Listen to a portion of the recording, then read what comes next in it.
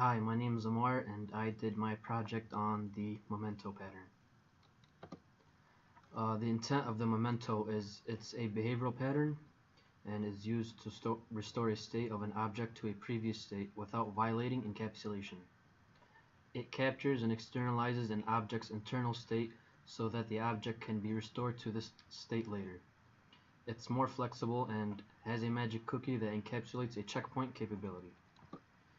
Mechanism is it has three classes: the originator, memento, and the caretaker, and I'll get into depth in the next 3 slides.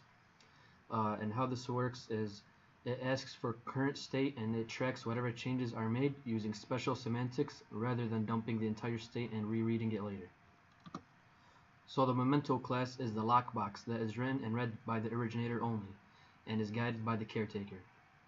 It stores internal state of the originator object. The state can include any number of state variables. The memento must have 2 interfaces. An interface to the caretaker. This interface must not allow any operations or any access to internal state stored by the memento and thus honors encapsulation. The other interface is to the originator and allows the originator to access any state variables necessary for the originator to restore previous state. The next one is the originator. The originator is the object that knows how to save itself. It creates a memento object capturing the originator's internal state and uses the memento object to restore its previous state. And lastly is the caretaker. The caretaker is the object that knows why and when the originator needs to save and restore itself and is responsible for keeping the memento. Here's a structure of how memento works. And then this is a sequence diagram. Uses in almost all software that has undo and restore operations, and also used in database transactions. Consequences: it preserves encapsulation boundaries. It simplifies the originator, and it might be expensive. And what I mean by that is mementos might have too much data if originator must copy large amounts of information to store in the memento, or if the client creates and returns mementos to the originator a lot. And then also it has hidden costs. The caretaker is usually responsible for deleting the mementos it cares for. However, the caretaker has no idea how much state is in the memento. Hence, an otherwise lightweight caretaker might incur large storage costs when it stores memento. Okay, that's the end of my presentation. Now let's go through my code.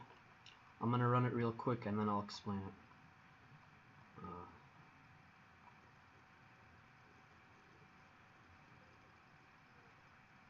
So here you can see it's working. Initial state is state 1, altered state is state 2, and then when it goes back to the state, it goes back to state 1. Okay, now here the memento, it stores the internal state of the originator object, and then the caretaker sees a narrow interface to the memento. It can only pass the memento to the other object, and then the originator saves itself and creates a memento containing a snapshot of its current internal state, and then it uses the memento to restore its previous state, which was in our case state 1. And then the caretaker is the undo mechanism, which you see right here. It knows why and when the originator needs to save and restore itself, and responsible for keeping the memento. So as you can see here, the initial state is state 1, altered state is state 2, and then when it says back to the state, it runs this, and then state 1 is displayed. And we'll do it one more time just to show you.